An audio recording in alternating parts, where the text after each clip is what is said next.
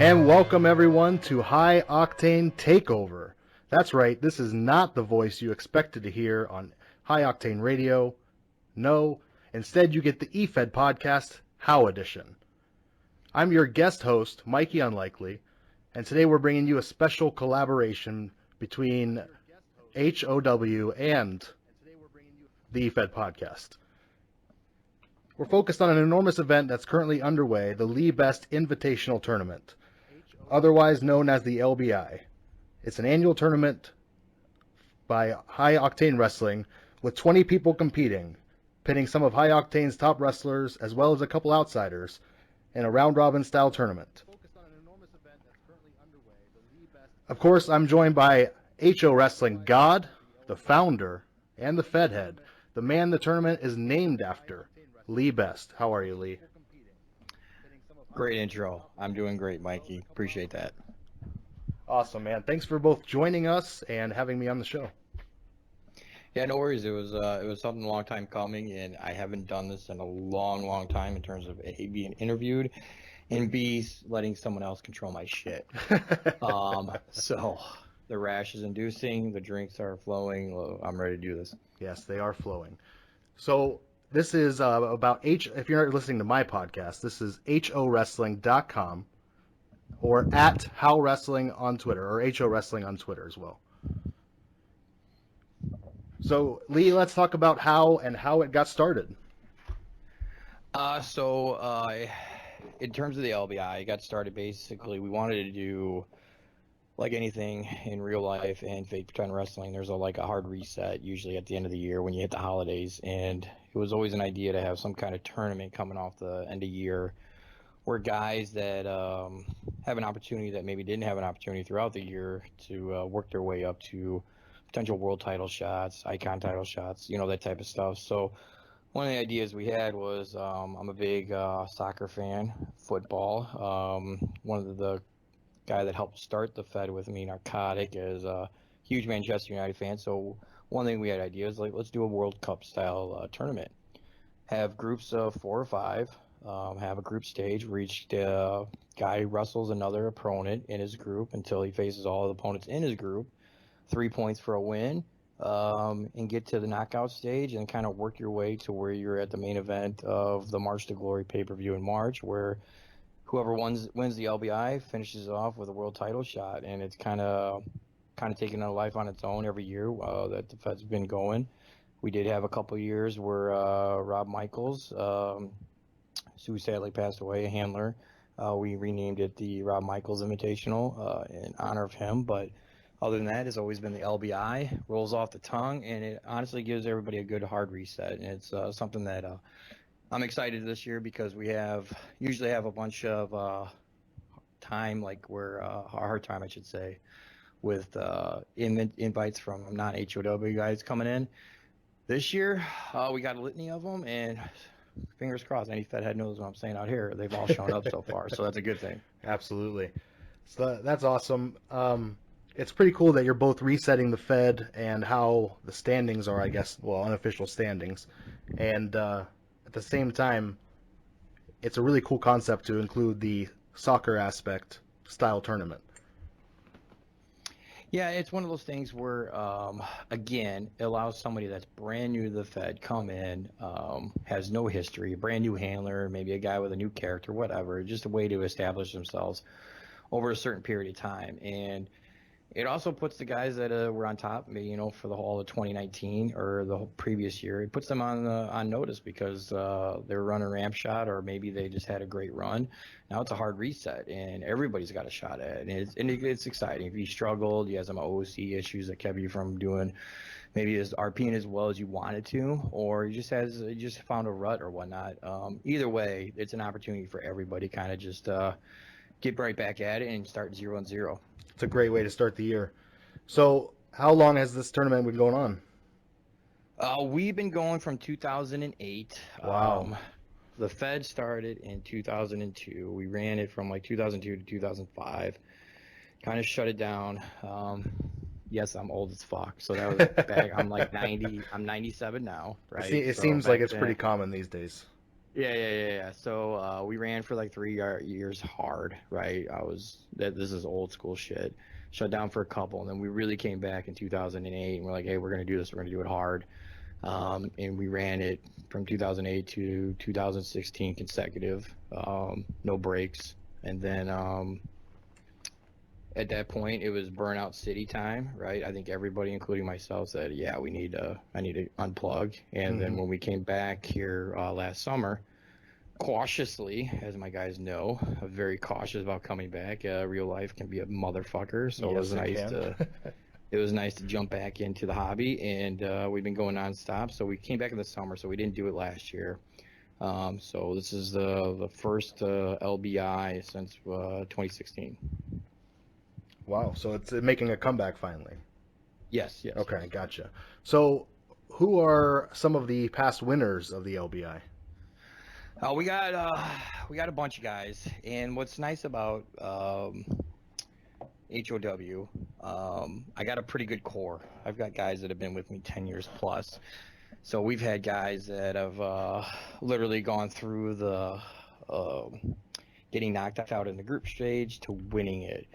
And what's nice about too is you talk about LBI winners. Not only do I have those guys, but also some of my Hall of Famers are still active. So you tie to that. So you got like people like one that I'm going to highlight tonight, and I think I'm only going to highlight him on purpose. Is I'm going to talk to somebody like a Max Kale, I an love Max HOW Hall Kill. of Fame. HOW Hall of Famer. He's been with me since he was digging dirt holes in his backyard in Maine. Um, Great handler, old school vibe, both in character and OC. Really knows his shit. Probably one of the better wrestling minds in general that I know. So he's one that I know you might mention or ask about the LBI and stuff. He's one that if he doesn't win it, he's going to keep people from winning it. So when I think about LBI, immediately I think of Max Kale. That's awesome. And other past winners in the previous years? There's nobody worth talking about. There's nobody. Very good. There's to be honest with you, again, I'm gonna no sell a couple people right now, right? Because I know they're gonna be listening. Not to be a dick, but I'm gonna be a dick because they're my guys. Yep. Um, but again, it begins and ends. And what's great, OC wise, Max, I can't speak more highly of him, but in character, we kind of ran a storyline where he's been with me over a decade. We ran a kind of a storyline where he's, the adopted son, a bastard son of Lee Best. So I'm speaking highly of him. Right now we're against each other. Um, OC in character. I'm trying to make amends. He, Max is my guy. he's in the Efed podcast Discord channel, and he's also great OOC there as well. Yeah. If you're gonna start a company, I want Max Kale as my number one for sure. Awesome. And a great poser, too. Really Yeah. So different. Max. Yeah, so Max, his poser, and I'll touch on this really quick, but he's one of the guys that's been with me so long that he's got a poser done by Owen. If anybody remembers Owen from way back in the day, PTC guy, he used to be the poser guy. He did HOW. We were the only RP Fed I think he did outside his normal circles in terms of poser. So Max had a great poser with him. I've tried my hand at a Max poser. It was decent. Mike, my son, capital SON, underline. He's tried his hand at Max poser, which is really good. And the one he's got, that's the current one Mike made. And then I believe Solex, EIEIOO, he did a poser as well. So, I mean, Max has been here long enough that we've had 4 major poser artists, and he's got 4 of them, and all of them are awesome. That is awesome. That's pretty, yeah. And a lot of these are on the website. They're very unique. I'm sure some of them probably came from elsewhere, and different artists. But I mean, a lot of these are. I know Mike does a lot of the work. Yeah, so it's the current roster, if you go to the HOWrestling.com website, and if you go to the talent, we're kind of what is our wrestling roster page. Every poser on there has either been done by me, Mike, or Solex. So we got That's a good awesome. mix. Yeah. Yeah, because You can tell probably on some of Mike's probably the best in the game when it comes to textures. He'll take a black T-shirt on a poser and he can put any texture on there, tattoos, hair, that type of stuff. Erica is really the godfather. Kind of showed me and Mike some tips and tricks in terms of lighting and shading in terms of when it comes to the posers. But some of my favorite posers are ones that haven't been updated in years, like the Chris Kostoff one. Um, yeah, so there's different ones. Mike's is always really really good because I'm sure he spends a little extra time on that one, but that one's always one of my favorite posters that we got on there for sure. Right. Check those out at howrestling.com. Check on the talent page, and then you can go through them. They're pretty cool. And so going back to the tournament, it's going to be each person is in each division, and you talked about they're going to compete in how many matches? So they're guaranteed in the group stage, right? 4 matches. They're Okay. there's 5 people per group. Each group is named after somebody HOW related history wise, right? So they get 4 matches in their group. Each win is worth 3 points. A loss is 0. A draw, double DQ, however you want to word it in the fake pretend wrestling world, that would be 1 point. Whoever has the most points at the end of their 4 matches moves on to the knockout stage. Just one person per Only one group. person. There is no wild card. There's no anything like that. If you think NFL playoffs, there's no wild card at all. You got to win your division to move on. Okay. Very tough. Very tough. And then so when you move into the second bracket, what are we looking at? It's So at kind of that the point, kind of the you're same looking at scoring, obviously. that's when you're looking at knockout stage, obviously, and that's going to be your 4 division winners going up against each other. So it's just a And regular tournament yeah, at beyond that that. point it's knockout stage. It's your final 4. Now Awesome. you're going in March Madness mode. March to Glory, March Madness. You got your final 4, and they're going up against each other in singles matches. At that point, with the winner of whoever comes out of that moves on to the pay-per-view main event against the world champion. That's awesome. And then that comes up at March to Glory. Correct, which will be running on March 28th. And the key here is the LBI usually runs 10 weeks, but I didn't want to name it April to Glory this year, so there's a couple weeks. We had to cram it in, so there's 3 weeks. The next we got a show tomorrow night. It's week 2 of the LBI. Week 3, 4, and 5 we'll have 8 matches, just to make sure that we can keep it down to 8 weeks and head into and finish the arc, if you will, in March for March to Glory. Right.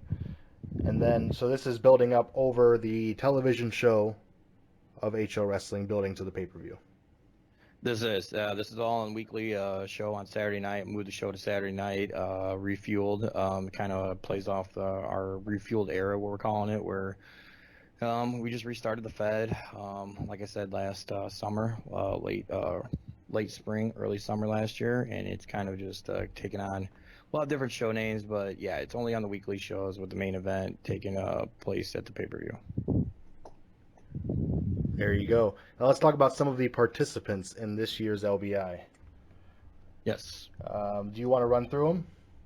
Yeah. So in my narcotic group, and we kind of had to skew it a little bit this year because I had quite a few guys, not quite a few, but I had 3 or 4 guys that were on the Chris Jericho cruise this year. So shout out to those guys. They experienced something that's, once in a lifetime. Absolutely. Yeah. So that's badass. So I kind of skewed it a little bit. And we also had a stipulation at our last pay-per-view, Iconic, where my son, Michael Lee Best, took on Lindsey Troy, with the winner of that match getting to name their group. So in the past, I've done random buckets, just completely random. We do a live radio show. Nobody knew what group they would be in. This year, we knew one group was going to be defined by the winner of that match and with some scheduling. So we front loaded it. So the first 2 groups were with basically I was pegging new recruits. I was looking to get people outside the Fed to join. I always do. LBI is a great place to do it because as a Fed head, for every 5 guys you bring in, maybe only 3 are going to work out. Mm-hmm. Or as soon as somebody loses, they're going to fucking flake on you, right? So you got to protect yourself against that. So I try to get as many new guys I can initially in. So in the first group, in the narcotic group, we have newcomer Alex Redding. We have Bucky Yates, who is a HOW handler trying out a new character. For all those, I'm not spoiling anything. I'm not giving that away, but people do know that. We have a newcomer in Rick Ridiculous, Yes. which I guess is the new Justin Sane or Justin Incredible. He's right? a great friend of the Efed podcast. Yeah, he's awesome. Yeah, he's been nothing but great. And a big shout out to him, like Alex and all these guys. These new guys have been very engaged. Text messages, phone calls, chats, emails, and that's very nice to see. That's refreshing to see. Yeah, people engaged like that. Rounding out the narcotic group, we got Brian Hollywood, HOW staple guy, and Steve Solex, who rounds out the group. Grin, these are not in any kind of seeds. I didn't do it from like you're the number 1 seed and then you're coming in at the number 5. It was basically filling out the groups and filling it out in certain spots. So when I did the schedule, because the schedule was a motherfucker, right, to make sure it worked and everybody played each other or wrestled each other. No doubt. So that there's no seating there. So the first group, Narcotic again helped join, create HOW. He did the graphics, he did the site for many, many years. He's the one that came up with the original HOW logo. Any HOW logo you see is by Narcotic. Alex Redding, newcomer Buck Yates, new character Ridiculous, newcomer Brian Hollywood, Steve Solex. So really good group there of mixed guys that have been with me since 2008 with some newcomers. The Ambassador group. Ambassador is an NPC from HOW lore tied to Rob Michaels and SSE, kind of a history of feds there where we kind of had some guys bouncing back and forth between handlers. But we have newcomer Teddy Palmer, who, again, very engaged, been doing awesome. We have Deacon, brand new guy as well. Nice. Who is coming to us and honestly was joined probably 2 months ago. It feels like probably more like a month and a half. But me and him been using Google Docs and text messaging, ready to get his debut, which he just debuted against at Iconic. So another old school guy, old school vet. That gets it. All these guys are vets. They're coming in. I think the allure of HOW, it's vet heavy. It's people that are, there's really no bullshit in terms of OC drama type stuff. If there is, the locker room kind of pleases itself, to be honest with you. So Deacon and Teddy, brand new, coming in, starting out great. Crash Rodriguez, been with me since the restart. Very good guy, but he's been very hit and miss, right? So he's back. Black Mamba, James Ranger, who had to put out unfortunately with Kobe passing away. That's his whole character's been based around Kobe since I've known him since like 2005. So it was very weird for him to go from James Ranger, Black Mamba persona, then that happened. So really tough, but he's a great guy. He's an active serviceman, so shout out to James there. And then Chris Kostoff rounds out the group, who has been with me since 2002, was the original tag team champion in HOW, was in our first War Games match. This guy is, he's Teflon. I mean, he could lose 3,000 matches in a row and it won't matter. He's just that guy. He's been feuding with Lee Best and on and off for ever since HOW's been around. So he had the first stable, then went against my stable. Great guy. He's taking place. He's one of the guys that's going to keep coming back with me, HOW Hall of Famer, that just is going to go down the ship, basically. So to recap through the first 2 groups, we got Alex Redding, we got Buck Yates, Rick Ridiculous, Brian Hollywood, Steve Solex, Teddy Palmer, Deacon, Crash Rodriguez, Black Mamba, and Chris Kostoff. Yes, sir. Very good. The final 2 groups I get through kind of quick. Danucci group, again, that's Rob Michaels' character. Shout out to him. Big props. One of the mainstays, one of the handlers. I'm sure anybody that's been playing this game, that's playing the hobby long enough, has known a handler or 2 that's passed away, sadly, and this is one of those guys.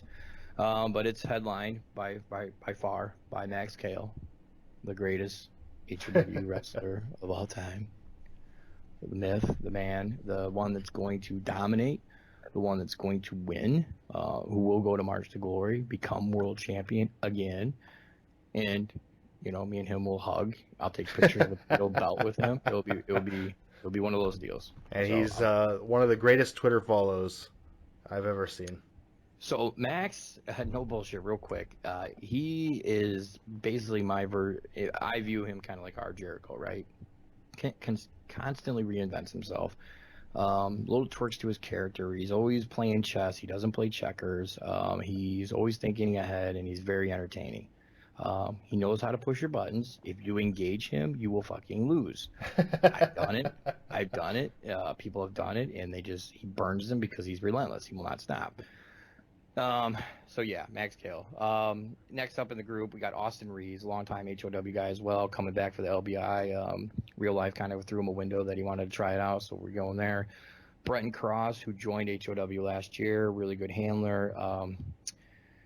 I don't know if I should give out his real name, but he's been a long time vet in the hobby, ran a couple feds, so he's a really good dude. Warwick Hill, i.e. C. Brenton Cross, another guy that's OC, ran a fed, been in the hobby for many, many, many years.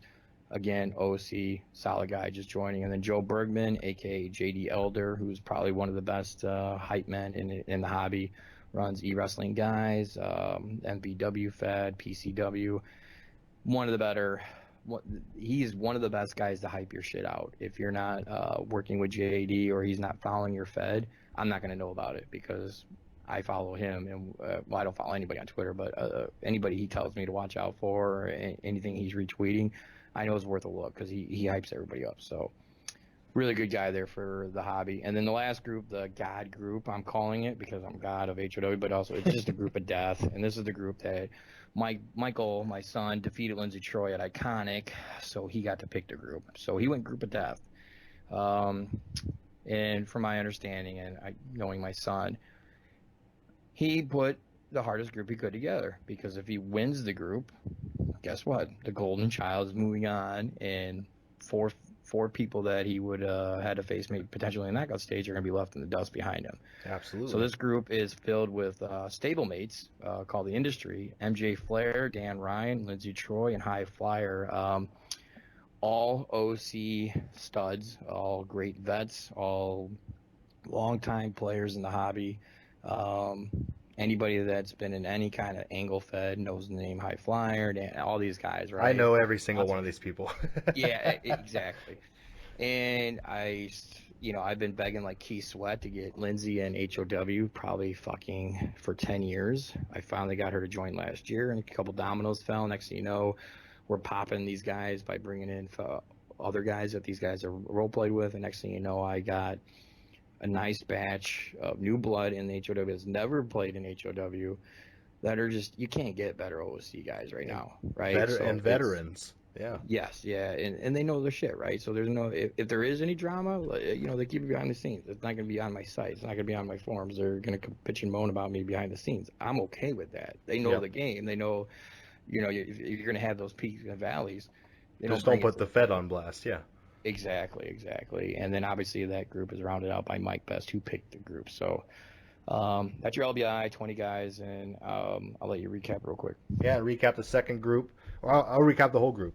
Alex Redding, Buck Yates, Rick Dickulus, Brian Hollywood, Steve Solex, Teddy Palmer, Deacon, Crash Rodriguez, Black Mamba, Chris Kostoff, Max Kale, Austin Reeves, Brenton Cross, Warwick Hill, Joe Bergman, MJ Flair, Dan Ryan, Lindsey Troy, High Flyer, and Mike Best. Holy shit.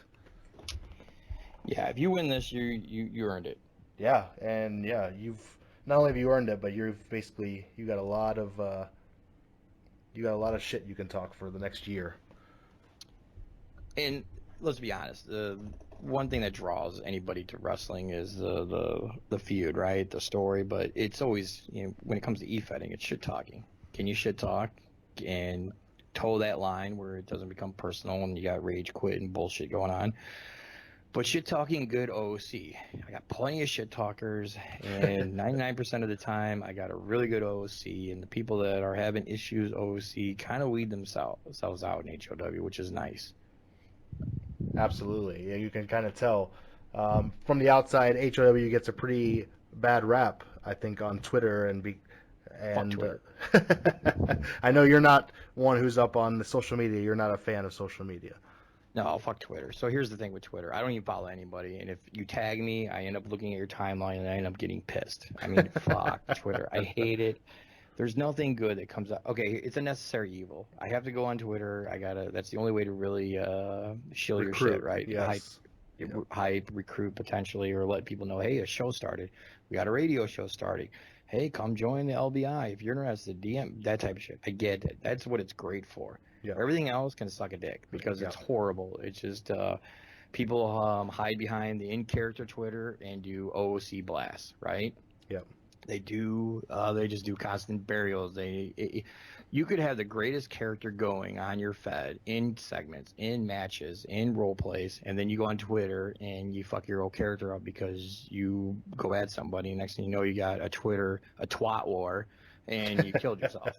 And then you come back on the next show and everybody's no selling your shit and they're making fun of it because you don't know how to fucking do your shit on Twitter. Because you can't Oh, talk shit. I fucking hate Twitter. Hate it. Well, it's great for the Efed podcast. Yeah. Yeah, blue check mark that bitch. There you go.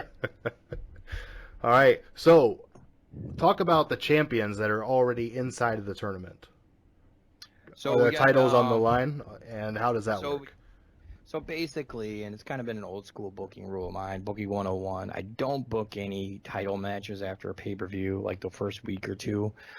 Just because usually our pay-per-views, they have a higher RP limit and guys go at it pretty hard. So it's just never been a fair thing to put titles on the line right away. But we do have two secondary titles to our world champion. We have an Icon, which is, think of Intercontinental Championship. That's more of your Iron Man matches, your wrestling championship, I guess. LSD, which started out as a lightweight superstar division, turned into a Elite superstar division as we went through the years. But LSD is basically your hardcore matches, your gimmicks. So we have two champions that are in there right now, and that the LSD champion is Max Kale. And the Icon champion currently is Dan Ryan. The first title defenses I announced early last week, or maybe late last week, maybe early this week, but it's been already announced that the first title matches will be taking place on February 15th. Basically allows these guys to get a couple of shows under their belt before they have to defend their titles. Again, I don't like people defending their shit coming off a hellacious RP battle with pay-per-view and big boy stuff on the line. Now, even at the title matches on the television show, the RP limit is also raised. Is that correct? Yeah, so normal we're and it hates me because we used to be unlimited, but we are a 1 RP limit Fed. Every match that you're in is 1 RP unless you're in a title match, and that becomes a 2 RP limit. Okay, so you get a little extra back and forth action there. Yeah, I mean, I want the titles to mean something. I want them to be more important. You should have to work harder. It's a little more effort for it. Yeah, you should have to do a little something to get a belt. I can't be mad at that. All right, so they're talking about the LBI. You guys are a role play Fed. You recruited a couple new members with the beginning of the LBI, and it sounds like pretty successfully because they've all been not only engaged, but they're showing up for their matches. They're becoming part of the OOC group as well. Yeah, I'm very excited. Like I said, Alex Redding, Rick, Palmer, Deacon, Warwick Hill, all these guys have come in, been engaged, submitting segments, working with other handlers already on segments, which is always a good sign that they're going to work out long term. Are all these guys going to work out at the end of the March to Glory? As a Fed head, I got a plan that the answer is no, right?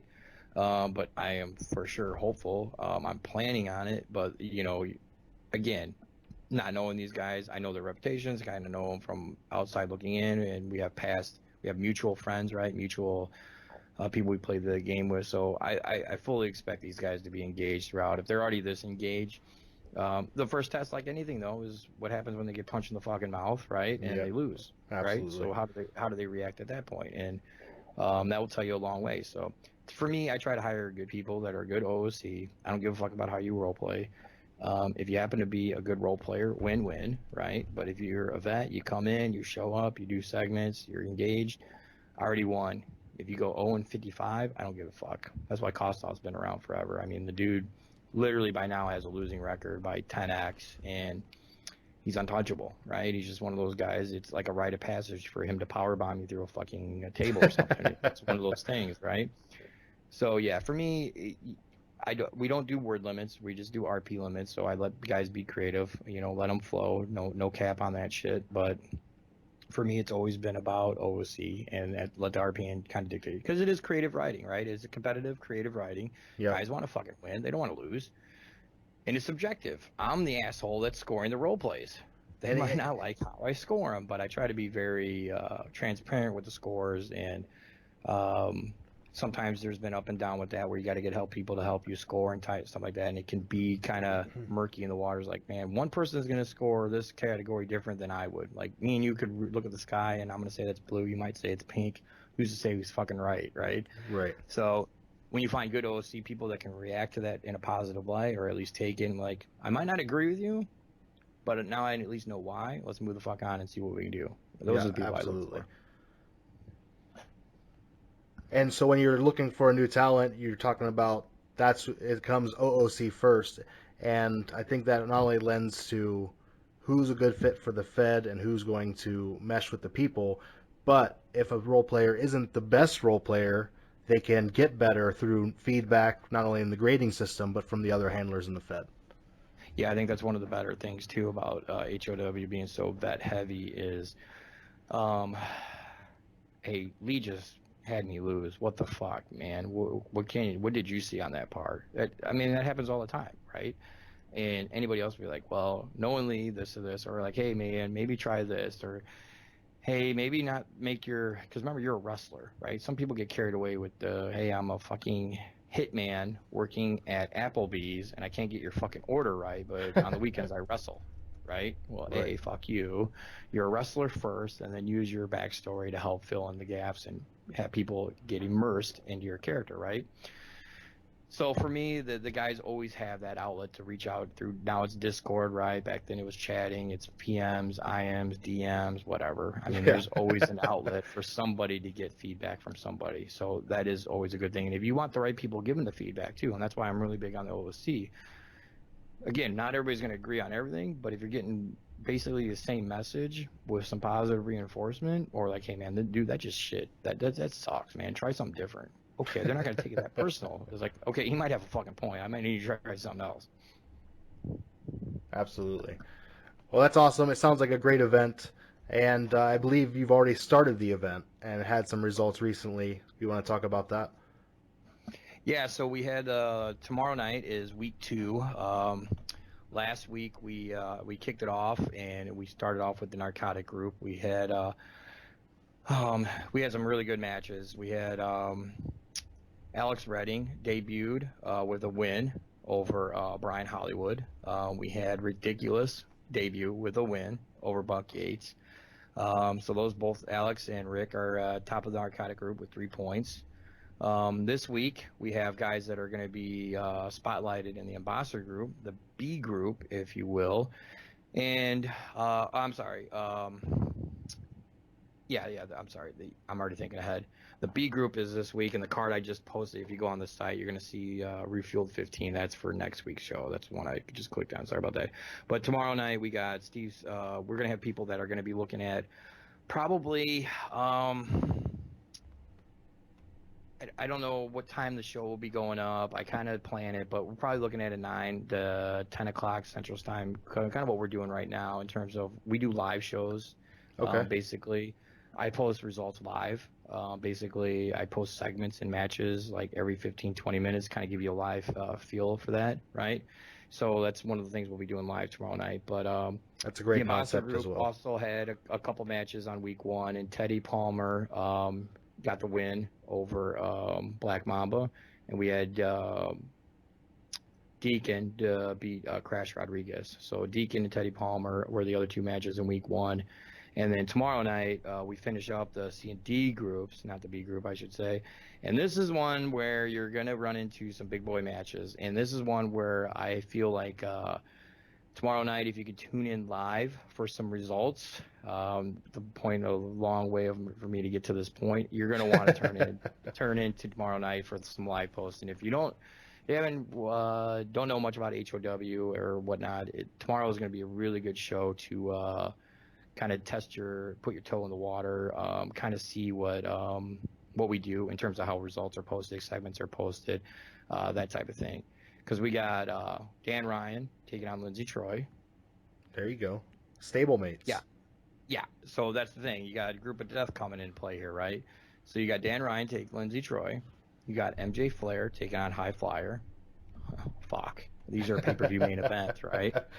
You got the coming in from the C group. You got Austin Reeves taking on Brenton Cross, and you got Warwick Hill taking on Max Kale, the eventual winner. So I don't even know why Warwick Hill showed up, to be honest with you. But those 4 matches, Flair versus Flyer and Ryan versus Troy tomorrow night. All of them are going to be great, right? But as soon as I did the schedule and I used a World Cup scheduling thing to help me, right? Yeah, yeah. Because it's a hard thing to schedule 4 shows without a bunch of personal shit and all that other stuff, right? To make sure everybody. But when I booked that and I saw the matches in week 2, are you kidding me? Fucking tits McGee, man. It's going to be it's a badass show. And we start posting live. It'll be really interesting.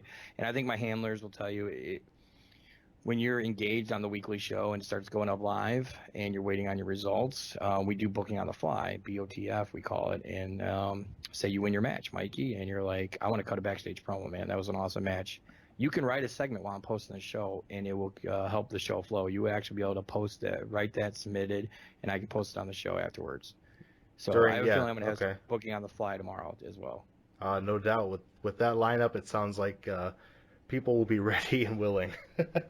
Yeah, that's like I said. I know people are going to want results early on this fucking show, and that's why I was kind of debating before I said anything out loud that I would try to get up early. So I just hit myself in the throat and just said no. We'll keep it at 9 to 10 just in case some shit happens.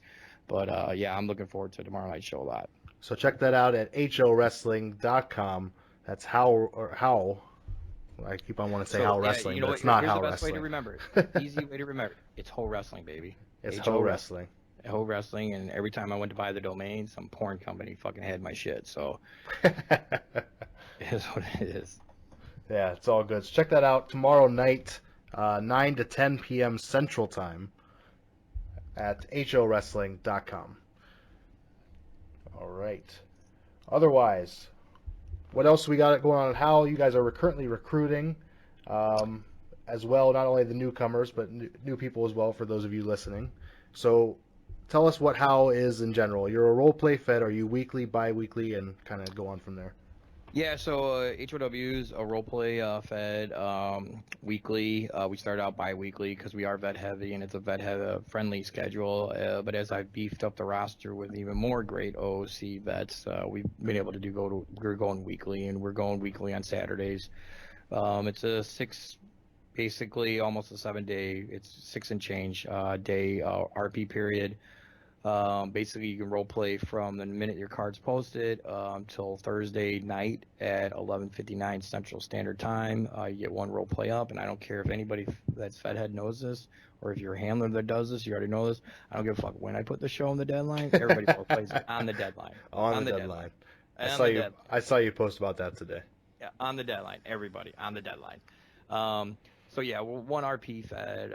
Title matches are 2 RPs. We score the role plays with the high octane scoring system, Big Haas we call it. And basically what it did is it took something that I used to do. I'm a big fan of Pareto's Law. 80% of your work is done by 20% of the people, or 80% of your orders are done by 20% of the item. You know, it can relate to any industry, right?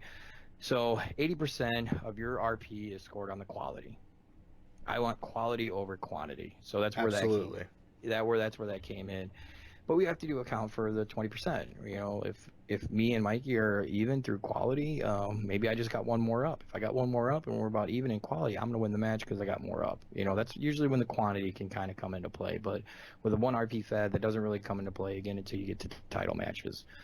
So for us, the RP scoring system, this is big for people. We judge it on 5 categories, and this is something that I worked with Rob Michaels on back in the day because he had something very similar, and we kind of merged our 2 scoring systems. Readability, basically how well does it read, right? For me, if you misspell, you're not spell checking, you're not doing grammar. I know you UK fuckers have lots of U's in your shit, and some people characters speak in certain languages with twangs and slangs and all that shit. I take that into account, right? But basically, readability. How easy is the role play to read? Character development. How much do you add depth and personality to your character, right? I want to know the strengths. I want to know the flaws. I want to know the backstory. I want to know everything behind the wrestler that happens outside the four ropes, right? That's what I'm looking for. And sometimes the character development can happen inside the ring, right? How do they, their manners, Absolutely. that type of stuff. The description in the role play. How well do you describe something? My cup is black. Yeah, that's nice. Well, this amazing 8.6 ounce baby Jesus of a black cup is fucking tits meat. Not, you're Yeah, going a little overboard, I think. yeah. At that point, you can go too descriptive, right? So Yeah. description comes into how you role play. Creativity. How creative are you doing it, right? Is the setting vivid enough? Here's one of the things that people find a fall. I've over the years, many years of reading role plays, people get into a formula. They have an outline. I'm gonna Yep. start. I'm gonna set the scene. And then I'm never going to talk about it again. Yeah. Yeah. I'm gonna set the scene. We're gonna use non-speaking words to get to dialogue, and then dialogue we kind of gloss over to get back to more, amazing creative setting, right? Or some people are just trash talkers. They're going to talk shit for a couple paragraphs and then cut scene, and then 4 weeks later, it's how creative are you? Because some people fall into a formula, a fucking outline, and after you read someone's role play, 100 role plays, and it's the same thing, Yeah. it's just, it can wear on you a little bit. So you got to be creative while you're doing it. And obviously match relevance. You are a pro wrestler. You're pretending to be a pro wrestler, right? In this fake pretend world that we play in.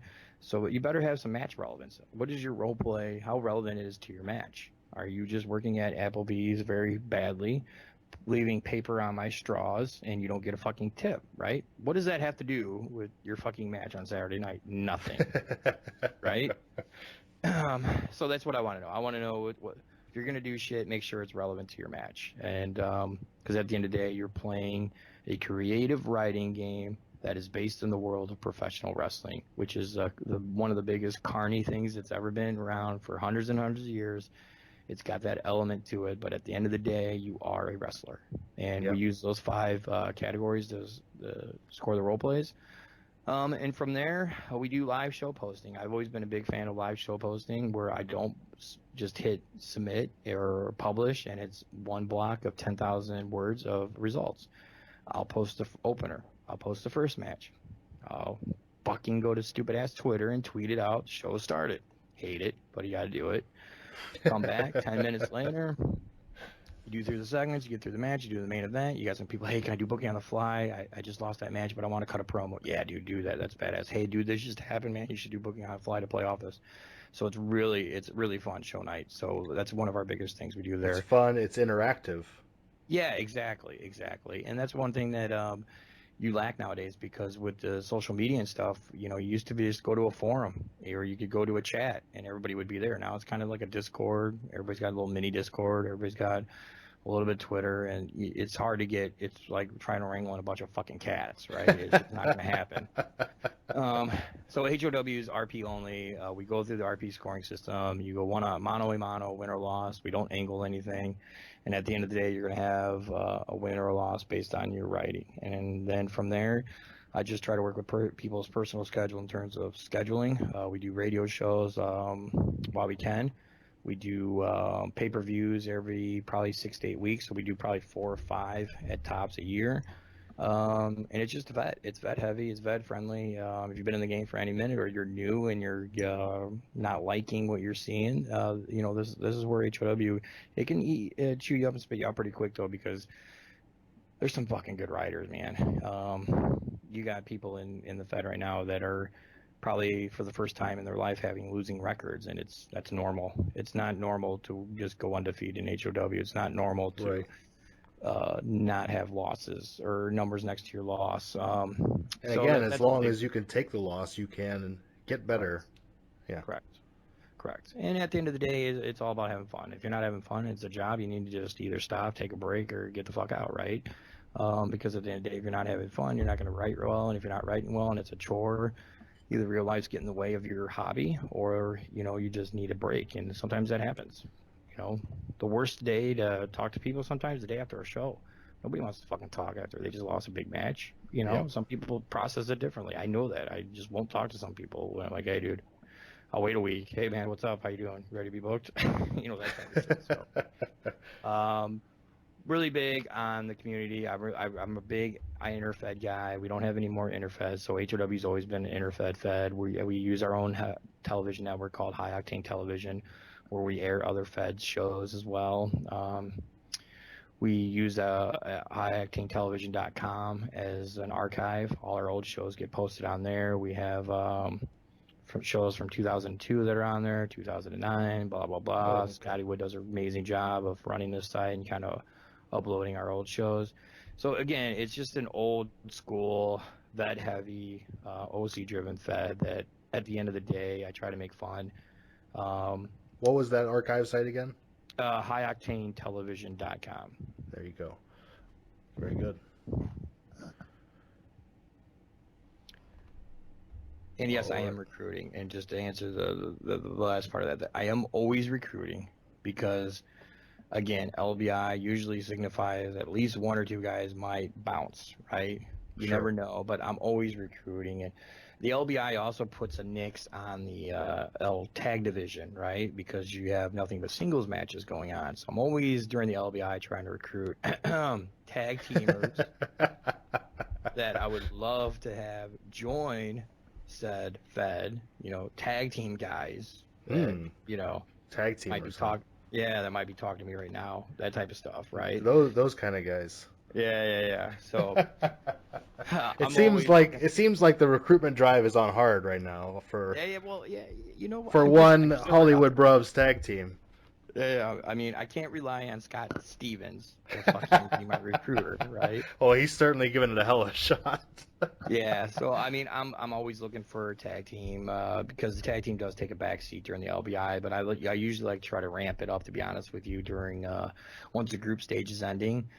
People kind of flesh out, then you kind of can start building the tag division back up and head towards, because after March of Glory we do War Games, and War Games is a team event, and it's just a fucking badass way to kind of debut if you're a tag team on a pay-per-view, right? So you go Absolutely. from the LBI into the March to Glory, which is your singles. This is me proving myself ultimately, and March to Glory is taking place in the Roman Coliseum this year. It's a throwback to 10 years ago when we did in the Roman Coliseum, all the way up to now, and then we go to War Games, and War Games is your ultimate team event. So it's just one of those things that I love to build up. So I really like the idea that the March to Glory is kind of like the March Madness too. That's pretty cool. Yeah.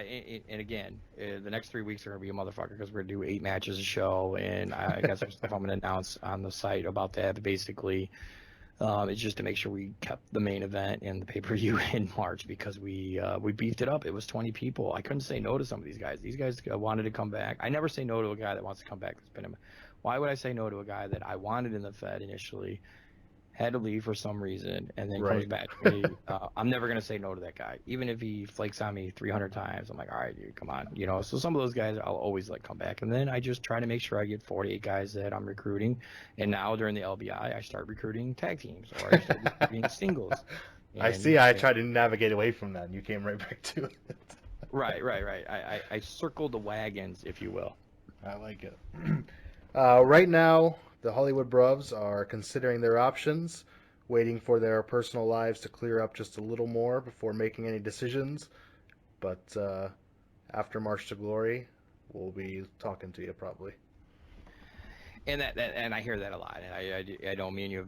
All joking aside, I know Steven's been trying to recruit you for HOW forever, and people have been asking me, like, hey, make sure you recruit the fuck out of Mike on the radio show, that type of stuff. And full disclosure, we talked about it. No lies about it. But it's just one of those things where it makes no sense to bring anybody in during the LBI when it's all singles, when you're trying to bring in tags. What your life is going to be like in 2 months and what my life is going to be like in 2 months, who fucking knows? But we at least agree, like, hey, let's revisit the conversation, after March of Glory, and kind of I think so.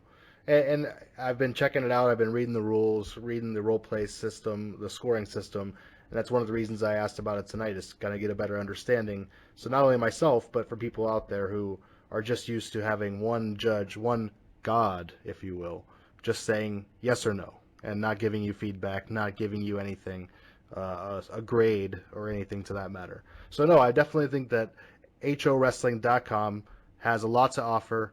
Definitely a cool Fed with a lot of great features, including a great website. I believe also designed by Solex. So yeah, he's a dickhead, by the way. So He likes to put himself over. no, it's just one of those things. I had a fucking site done. I thought like a legit badass site done, right? And I launched it at the end of December, right for January. And Solix is like, man, I have an idea. I think I can do something in the back end to make your life a little easier, right?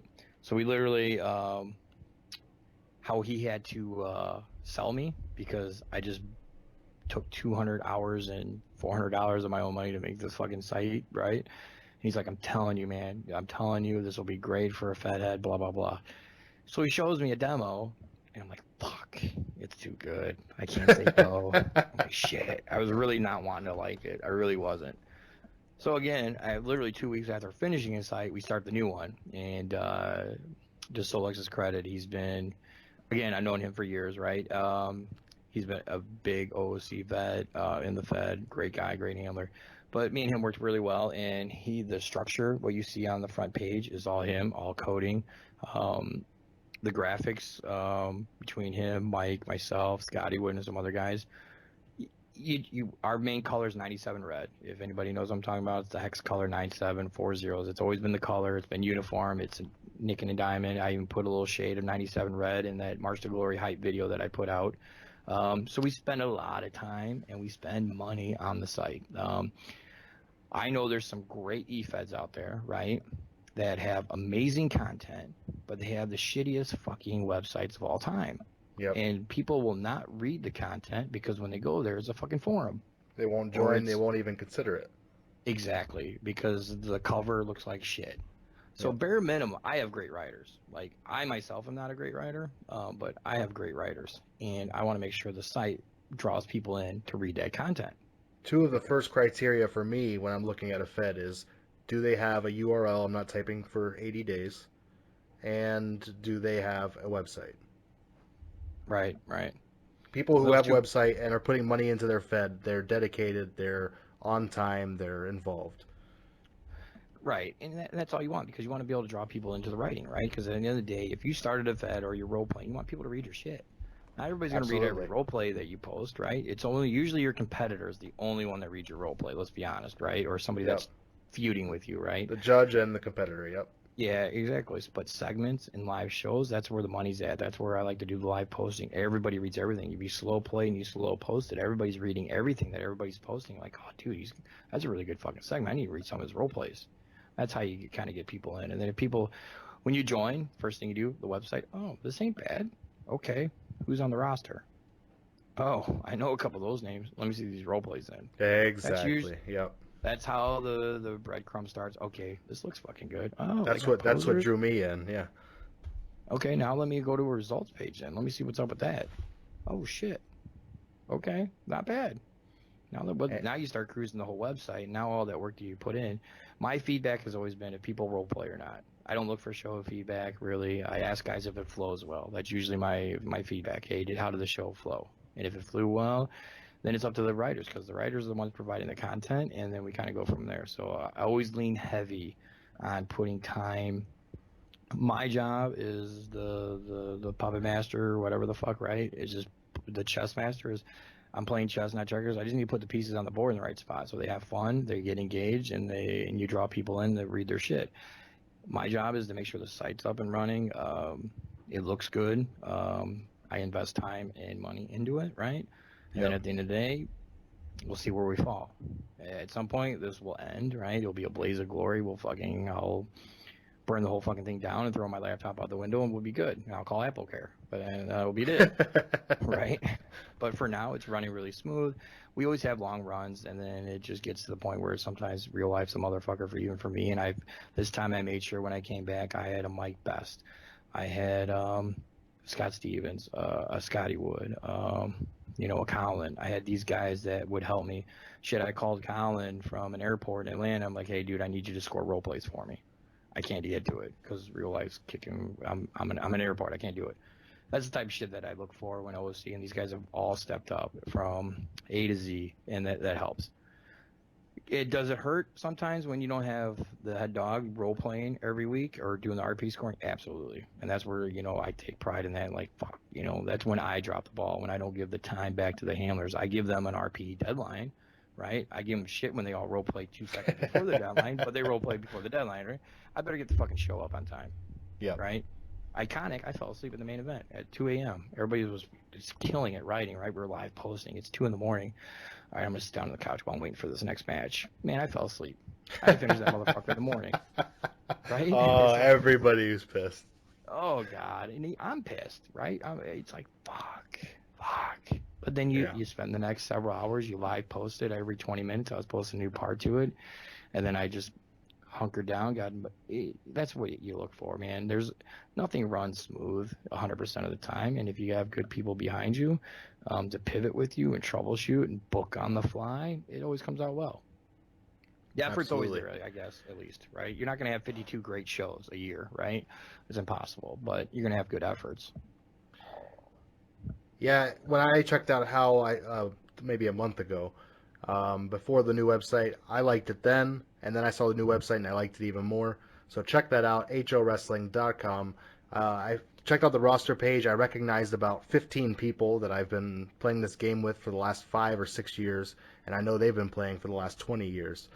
And it seems like a great community. When, like you said, when something happens and you can't be there, they're able to step in, step up, and help you put out the product in a timely manner. There's nothing else you can ask for in Efed. Guys, check out howrestling.com and at howrestling on Twitter. Fuck Twitter. And yeah, fuck Twitter. But check out at the Efed podcast on Twitter as well. And right there, go ahead and hit follow. And yeah, fuck Twitter. There you go. Well, Mike, I appreciate the time, dude. Unless we got some questions from the chat, man, I think we could probably wrap it up if you want to. But I do want to appreciate the time, and I apologize for Scott Stevens dry humping your leg for the last few months. No, you don't. Yeah, it's been good. Thanks for coming on the show on my side, and I really appreciate you letting me do the Mixler experience and checking it out with the chat. But yeah, I'm open to hanging out. If anybody else wants to jump in, jump on, ask questions, whatever you want to do. If anybody in the chat has questions for me or Lee, we can do that as well.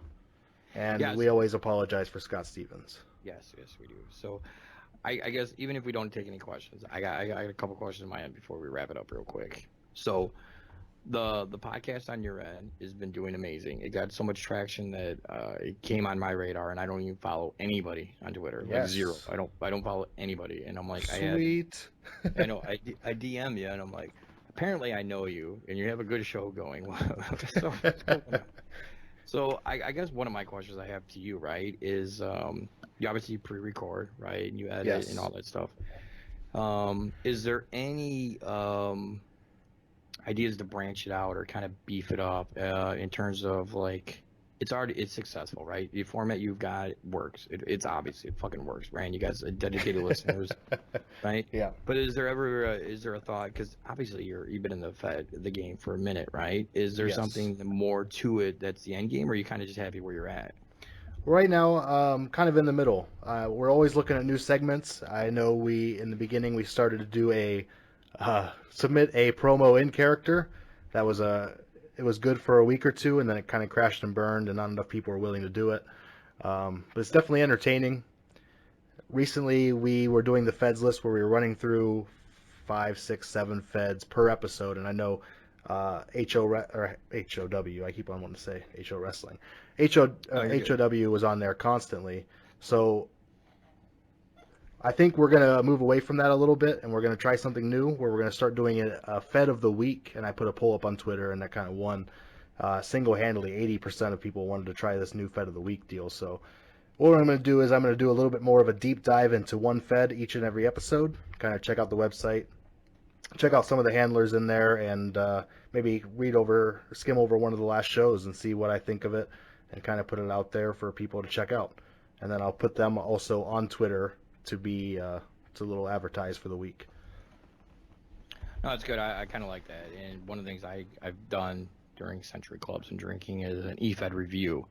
We'll randomly go to a website that's been hyping themselves up on the Twitter machine that's got on some of my guys' radars, and I'll go to the website and give my first impressions and kind of go from there. And I always love that part of it. I think you give opportunity to people to hype their stuff that normally like guys like me wouldn't even know about. You know what I mean? So that's always a good idea. Ever thought about doing like rankings and shit like that? No, I work a full time job. I'm going to school on the side. I've got a family. I've got 4 kids. I'm giving it everything I can to not only write for an angle fed, role play in another Oof, fed, and do the e-fed on a weekly yeah, fuck basis, that. the You're done. podcast on a weekly basis. So Yeah, right you're done. now, I'm trying to keep it to an hour an episode. I think people like the format. They listen to most of the show. They're gonna check it out in their commute to and from work, and it works. I'm getting good feedback. People like the way it works, and other than Mike Best, I'm able to keep them all to one episode. Yeah, yeah, I would agree. You could see the vomit that comes out of my son's mouth when he even took over my account in the Mixler chat, right? So I mean, Yep. you have my son on. We're going hours. I have to have unlimited minutes when it comes to the HO wrestling shows, the high octane radio shows. So I know what you're talking about there. But And not only that, but a lot of your guys, a lot of the high octane guys have not joined my Discord channel for the EFED podcast, and they've been great OOC guys in there as well. So shout yeah, out like to Steve Solex, Mike Best, Pete, obviously, Linz, Brunk, everybody else in there. Stuvens, Stevens, I love it. Rick Steve. Diculous. I think he found out about you guys through us. No, that's awesome. I believe that's correct. Yeah, he joined specifically just coming through, guys. So again, appreciate it. Well, man, I'm good on my end. I think we got a lot of good stuff. I am still sweating and rashing by the fact that you came on my format and hosted. So Tried something different. yeah, Went yeah, pretty yeah. well, I So think. I appreciate it, and hopefully we're gonna be working together here in a couple months, or even if it's just typing each other stuff like on a radio show. I do a hacking radio. I'm sure we're gonna have some interaction if if Absolutely. Stevens doesn't succeed in recruiting you or for the He's gonna keep trying. I'm sure he's like one of those little ankle dogs. There's no kicking him away. This is true. And by the way, buy Pete's book. There you go, Buy Pete. Pete's book. Yes. There you go. All right, man. I'm good. If you're good, why don't you take us out, man? Yep. Check us out at the EFED Podcast on Twitter or efedpodcast.com. You can find the EFED Podcast on iTunes, Apple, Google Play, Spotify, all the things, anywhere you'll find a podcast, even on YouTube.